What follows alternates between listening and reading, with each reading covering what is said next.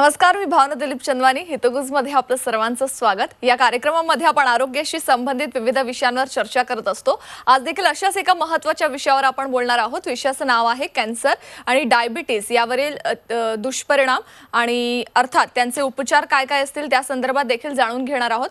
आणि याच विषयी आपल्याला माहिती देतील डॉक्टर माधुरी सोनवणे मॅम. सुरुवातीला आपण त्यांचं स्वागत करूया आणि त्यानंतर त्यांच्या संदर्भात माहिती जाणून घेऊया. नमस्कार मॅडम. नमस्कार. खरं तर डॉक्टर माधुरी सोनवणे हे MD आयुर्वेद आहेत. होप आयुर्वेदमध्ये त्या कन्सल्टंट म्हणून कामाला आहेत.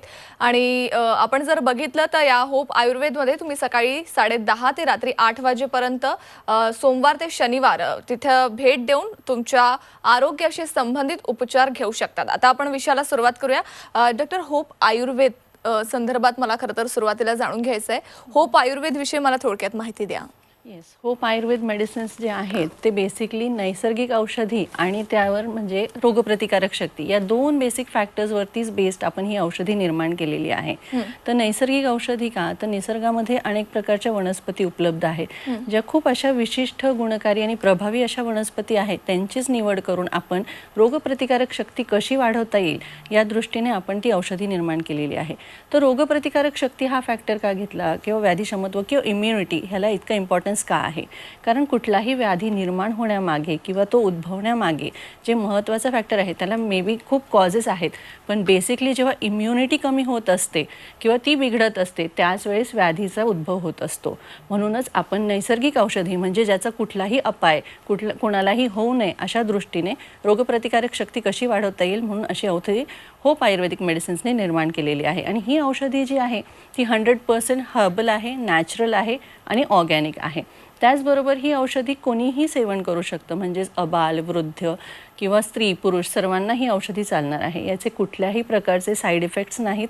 त्याचबरोबर ह्या औषधी अगदी स्टेरॉइड्स, केमिकल्स आणि मेटॅलिक डस्ट फ्री आहेत, त्यामुळे ह्याचे ॲडवर्स इफेक्ट्स नाहीत. प्लस तुम्ही कुठल्याही पॅथीचे मेडिसिन्स घेत असणार तरीही त्या औषधींचा कुठलाही ॲलर्जिक रिॲक्शन किंवा ड्रग इंटरॅक्शन्स होत नाहीत. त्यामुळे त्या सेफेस्ट मेडिसिन्सपैकी एक मेडिसिन आहे. तर आता ह्या औषधींचा नेमका उपयोग कसा होतो किंवा ह्याचा रोल किंवा ॲक्शन कशी आहे? तर ह्या औषधी ज्या आहेत तर प्रत्येक सेल किंवा प्रत्येक पेशी आणि प्रत्येक अवयवाचा रक्तपुरवठा वाढवण्यासाठी आणि त्याचबरोबर योग्य तो ऑक्सिजनचा पुरवठा करण्याचं काम करत असतं. त्यामुळे काय होतं की प्रत्येक पेशी किंवा प्रत्येक अवयव जो आहे तो त्याच्या पूर्ण क्षमतेने किंवा कार्यक्षमता वाढून त्याचं फंक्शनिंग एकदम प्रॉपर आणि नॅचरल वेमध्ये वाढत असतं आणि त्यामुळेच त्या व्यक्तीची इम्युनिटी वाढण्यास मदत होते. म्हणूनच जेव्हा इम्युनिटी वाढते तेव्हा तो रोग होऊ शकत नाही किंवा झालेला असेल तर रिकव्हरी रेट हा नक्कीच फास्टर होतो. म्हणूनच आपण ह्या पद्धतीची औषधी निर्माण केलेली आहे. ही जी औषधी आहे ही भारत सरकारचं पेटंट प्राप्त औषधी आहे. त्याचबरोबर ती GMP सर्टिफाईड आहे आणि FDA अप्रूव्ड आहे. निश्चितच मॅम. आणि खरं तर ह्यामध्ये सगळ्यात महत्त्वाची गोष्ट तुम्ही सांगितली की तुम्ही रोगप्रतिकारक शक्ती कशी वाढेल त्याच्यावर खरं तर या औषधी ज्या आहेत त्या सगळ्यात जास्त काम करतात.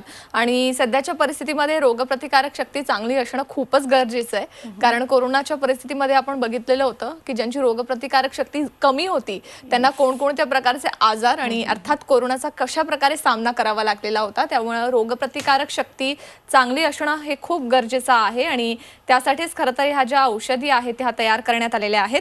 डॉक्टर, मला पुढचा प्रश्न विचारायचा आहे आणि खरं तर जाणून घ्यायचं आहे. जसं होप आयुर्वेद संदर्भात तुम्ही सांगितलं की या मेडिसिन रोगप्रतिकारक शक्ती असू दे किंवा कुठलेही साईड इफेक्ट देखील नाही आहेत याचे, पण ह्या औषधी कोणकोणत्या आजारांवर उपयुक्त आहेत आणि त्या कशा?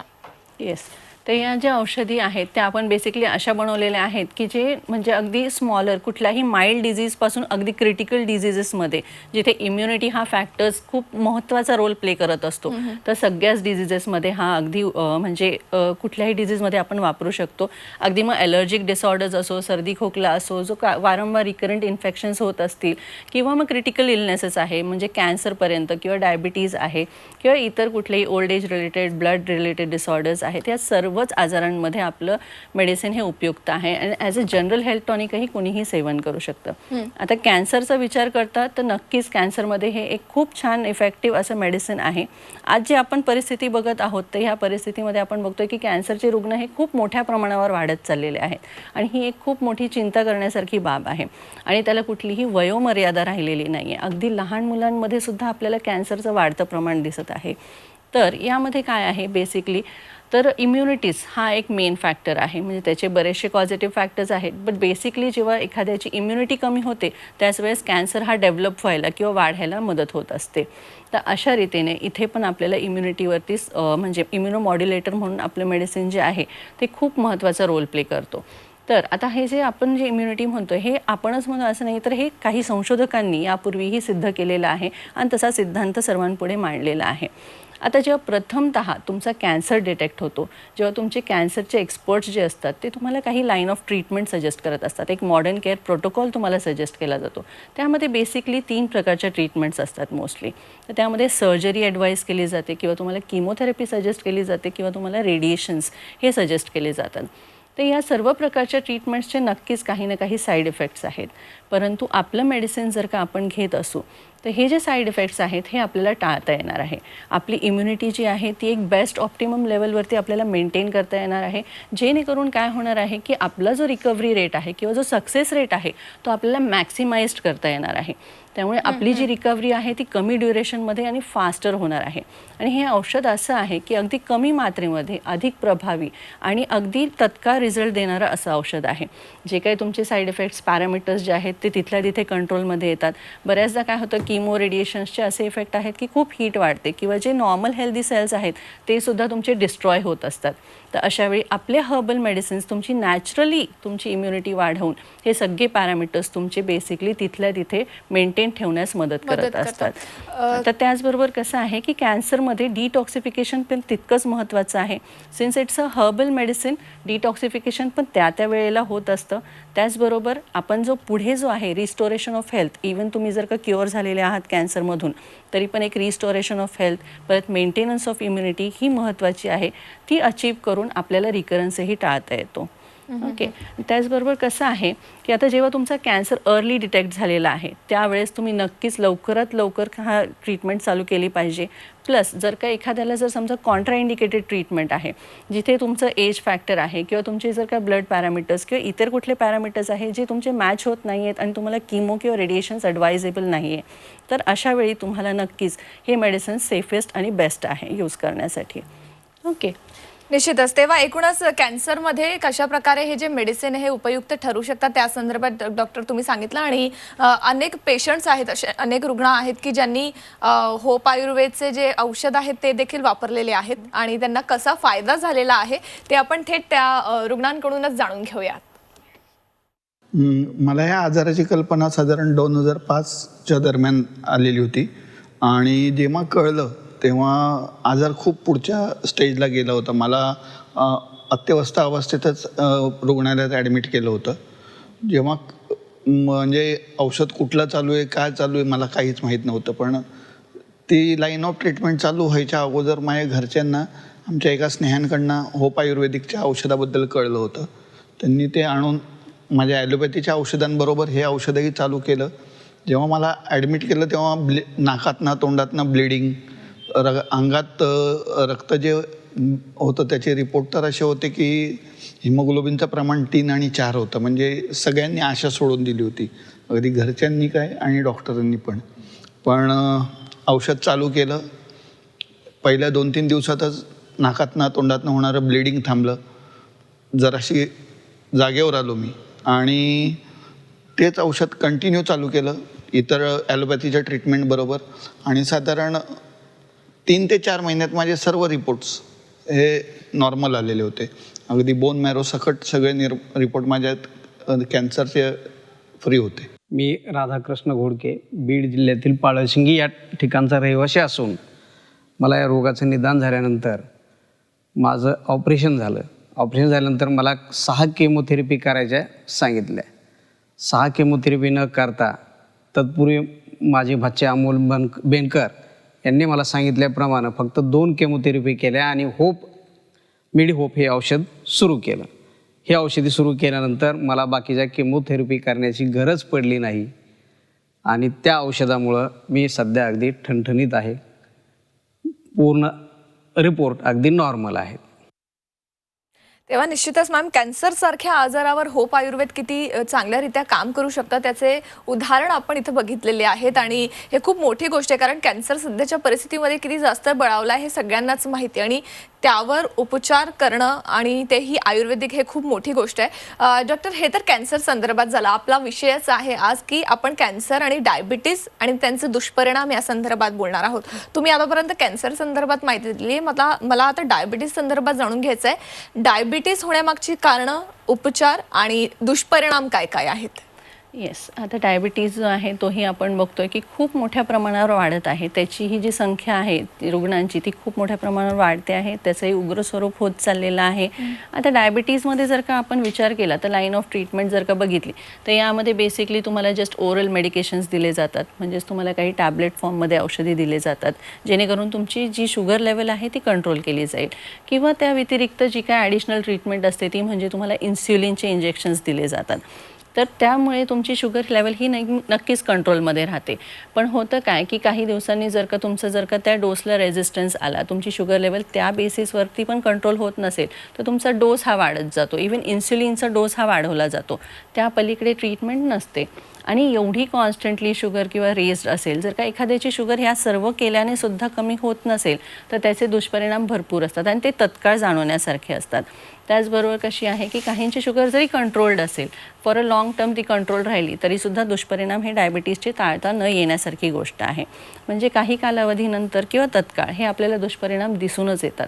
तर ते का होतात? कारण डायबिटीजमध्ये सुद्धा इम्युन फॅक्टर हा खूप कमी असतो आणि म्हणूनच हळूहळू तुमचे जे पेशी आहेत, तुमचे जे अवयव आहेत ते अकार्यक्षम होत जातात किंवा त्यांची जी एफिकसी असते, त्यांचं जे इफेक्टिव्ह फंक्शनिंग असतं ते डिप्रूव्ह होत गेलेलं असतं आणि त्यामुळेच हे दुष्परिणाम आपल्याला दिसून येतात. तर यामुळे होणारे जे दुष्परिणाम आहेत तर ते नेमके कुठले आहेत? तर यामध्ये मोस्टली काय होतं की किडनी फेलियरसारखे आहेत, किडनी फंक्शन जे आहे ते डिप्रूव्ह होत असतं. डायबेटिक नेफ्रोपॅथी आहे, डायबेटिक न्यूरोपॅथी आहे. म्हणजे ज्या रक्तवाहिन्या आहेत तिथेच तुम्हाला म्हणजे थोडंसं ऑब्स्ट्रक्शन येतं. ब्लड सप्लाय जो असतो तो ऑब्स्ट्रक्टेड होतो म्हणून मुंग्या येणं आहे किंवा मग म्हणजे एक तसं होतं टिंगलिंग आहे, नमनेस आहे, ह्यासारखे सिम्पटम्स होतात. त्याचबरोबर काय आहे की ब्रेन हॅमरेज होऊ शकतो. परत मग पॅरालिसिससारखा आजार, परत मग त्यानंतर मग कार्डियक डिसऑर्डर्स आहे, डायबेटिक न्यूरोपॅथी, डायबेटिक रेटायनोपॅथी आहे ज्यामध्ये म्हणजे अचानक तुम्हाला आंधळेपणा डेव्हलप होऊ शकतो किंवा युरिनरी काही ट्रॅकचे इन्फेक्शन्स आहेत. त्याचबरोबर कसं आहे की म्हणजे झोप न लागणं, अशक्तपणा, वीकनेस आहे, लिथार्जिक फिलिंग म्हणजे सुस्ती खूप असते या पेशंट्सला. त्याचबरोबर म्हणजे डायबेटिक वुंड्स हे तर खूप मोठं चॅलेंजिंग गोष्ट आहे की बऱ्याच जणांच्या वुंड्स होतात पण ते लवकर हील अप होत नाही आणि त्याचं जे कन्व्हर्जन होतं ते इतकं कॉम्प्लिकेटेड असतं की ते लवकर हील होत नाही. रिकव्हरी ही खूप डिफिकल्ट असते ह्या केसमध्ये. त्याचबरोबर स्किन इन्फेक्शन्ससारखे काही प्रॉब्लेम्स आहेत. त्याचबरोबर कसं आहे की स्मृतिभ्रंश आहे, हे सुद्धा काही कॉम्प्लिकेशन्स आपल्याला बघायला मिळतात. तर अशा सिच्युएशनमध्ये आपण ही जी शुगर लेवल कंट्रोल करता येईल त्यासाठी आपण ही हर्बल मेडिसिन्स म्हणजे नॅचरली आपण हे कंट्रोल करण्यासाठी नक्कीच एफर्ट्स घेऊ शकतो. तर नुसतीच आपली शुगर कंट्रोल होत नाही तर आपल्या मेडिसिननी हा डायबिटीज जो आहे तो आपल्याला रिव्हर्स करता येण्यासारखा आहे. आणि त्याचंच जे काही दुष्परिणाम डेव्हलप होतात ते कुठल्याही स्टेजमध्ये डेव्हलप कधीही डेव्हलप झाले तरीसुद्धा आपलं मेडिसिन जस्ट डायबिटीजसाठी नाही तर डायबेटिक कॉम्प्लिकेशन्समध्ये केव्हाही तुम्ही जर का चालू केले तर त्याची रिकव्हरी जी आहे ती फास्टर होणार आहे. इम्युनिटी वाढून तुमचं जे काही डायबेटिक वुंड आहे किंवा कुठलेही इलनेसेस असो, कितीही क्रिटिकल असो, ते हीलअप व्हायला मदत होणार आहे. म्हणून जर का आपण सुरुवातीपासूनच जर का ही मेडिसिन्स घेतली तर डेफिनेटली आपण हे सगळं कंट्रोल करू शकतो, रिव्हर्स करू शकतो आणि ते पण नॅचरली करू शकतो. आणि तेच महत्त्वाचं सांगायचं म्हणजे आता ही जी मेडिसिन्स आहे जसं मी यापूर्वी पण सांगितलं की ही केमिकल्स फ्री आहे, स्टेरॉइड्स फ्री आहे, त्याचबरोबर हे मेटॅलिक डस्ट फ्री आहे. त्यामुळे तुमचे कुठलेही मेडिकेशन्स चालू असतील, ॲलोपॅथी असो कुठलेही असो, त्याबरोबर जरी आपण घेतलं तर कुठल्याही प्रकारची ॲलर्जिक रिॲक्शन किंवा ड्रग इंटरॅक्शन ही मुळीच होत नाही. त्यामुळे तुम्ही सेफली हे औषधं घेऊ शकतात आणि ह्या आजारातनं तुम्ही अगदी नक्कीच बरे होऊ शकतात. निश्चितच. तेव्हा आपण बघितलं की डायबिटीजवर देखील हे जे औषध आहे हे उपयुक्त आहेत. मात्र डॉक्टर जसं कॅन्सर संदर्भात आपण उदाहरणं बघितली होती तशीच डायबिटीसची देखील उदाहरणं आमच्यापर्यंत पोहोचलेली आहेत. डायबिटीस रुग्णांना होप आयुर्वेदच्या औषधांचा कसा फायदा झालाय जाणून घेऊयात. माझं नाव नूतन सोरटे. कुठून आलात तुम्ही? मी संगमवाडीवरून आली. तुम्हाला कोणता त्रास होतोय? म्हणजे मला डायबिटीजचा त्रास 20 वर्षापासून होतोय मला ॲलोपॅथीच्या गोळ्या खाऊन सुद्धा माझं डायबिटीस कमी होत नव्हतं. 250, 350, 550 पर्यंत वाढायचं. मग पण- त्याच्यामुळे काय काय काय त्रास व्हायचा तुम्हाला म्हणजे? मला त्याच्यामुळं युरिन इन्फेक्शन झाले होतं. झोप येत नव्हती मला अजिबात. जेवण जात नव्हतं. मला काम होत नव्हतं कसलं. अंगात अशक्तपणा येत होता. इतकं मला त्रास होत होता की मला असं वाटायचं की जीव द्यावा का काय आपण. मी प्रयत्न पण केला होता जीव देण्याचा. पण आता वर्षापासून मी होप मेडिसिन घेतले तेव्हापासून मला खूप फरक पडला आहे. परत जीवनात मला नवीन जन्म मिळाल्यासारखं झालेलं आहे. आणि आता माझे होप वाढलेत याचे. बरं, हे जे त्रास होते डायबिटीसचे ते सगळे त्रास बरे झाले? सगळे त्रास बंद झालेले आहेत. आता मी चांगलं जीवन जगते. तुमचा आता कॉन्फिडन्स वाढला का हो, की हो. आपल्याला आयुष्य माझा जगायचं म्हणून? आत्मविश्वास खूप वाढलेला आहे आता. आणि उत्साह पण मला खूप आहे. बरं, मला सांगा की ज्यांना डायबिटीस आहे त्यांना तुम्ही काय सांगाल म्हणजे? म्हणजे ज्यांना डायबिटीस आहे त्यांनी घाबरून न जाता ॲलोपॅथीच्या औषधाबरोबर होप मेडिसिन सुद्धा घ्या. त्यांनी तुम्हाला खरोखर लवकरात लवकर फरक पडेल. बरं, दुसरं मला सांगत आहे की हे औषध घेतल्यापासून तुम्हाला लगेच बरं वाटलं का? हो, किती वेळा मला बरं वाटलं? 3ऱ्या दिवसापासूनच मला लगेच जाणवलं फरक. 3ऱ्या दिवशीच माझं डायबिटीस अगदी कमी झालेलं होतं. म्हणजे अनुजा वळसंकर. कुठून आलात तुम्ही? मी इथं सेनापती बापट रोड पुण्यातून आले. तुम्हाला कोणता आजार आहे? डायबिटीस आहे मला. गेले 2 वर्षापासून डायबिटीसचा त्रास होतो आणि त्याच्याने खूप मला म्हणजे असं अशक्तपणा खूप आला होता. नैराश्य खूप होतं. वारंवार लघवीला उठावं लागायचं रात्रीतनं वगैरे. आणि शुगर पण माझी म्हणजे खूप हाय झालेली होती. 9.3 पर्यंत जवळजवळ गेलेली होती. आणि जसं मी ह्याचं होपचं औषध चालू केलं तसं मला खूपच 8 दिवसात खूपच ट्रेमंडसली फरक जाणवला. आणि माझं जे मला विसरबोळेपणा स्मरणशक्ती पण खूप कमी झाली होती. ती मला चांगलं म्हणजे फरक जाणवला त्याच्यामध्ये. आणि आत्मविश्वास पण चांगला वाढलेला आहे. होपच्या आयुर्वेदिकने मला खूपच फरक जाणवला औषधांनी. शुगर पण तुमची नॉर्मल रेंजमध्ये आली? शुगरची रेंज पण माझी नॉर्मल आली. 6.3 पर्यंत आली. तर तुम्ही इतर डायबेटीसच्या रुग्णांना काय सल्ला देऊ इच्छिता?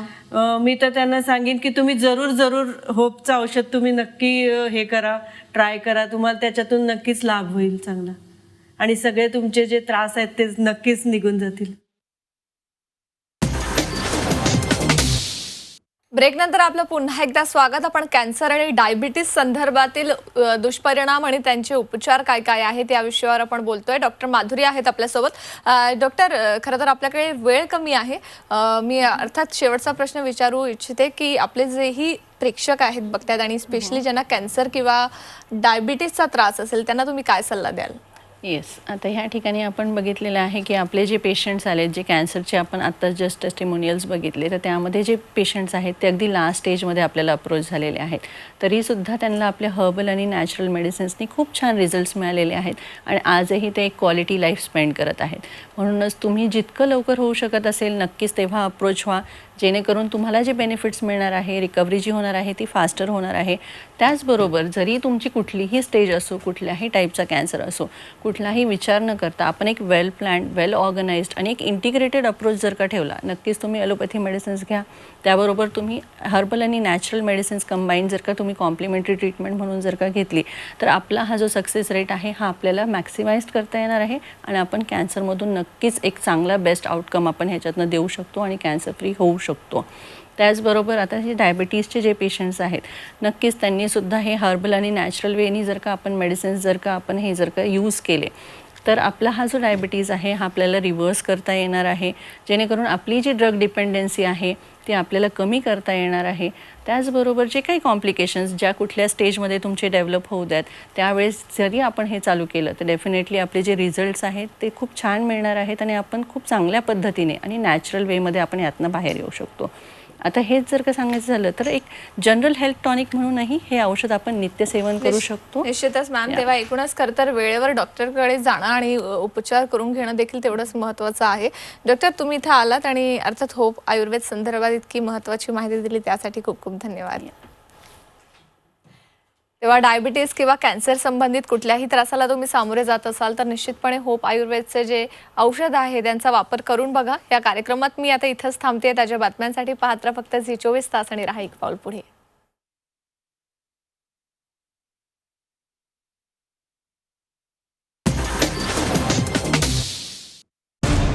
मराठ्यांची तळपती तलवार म्हणजे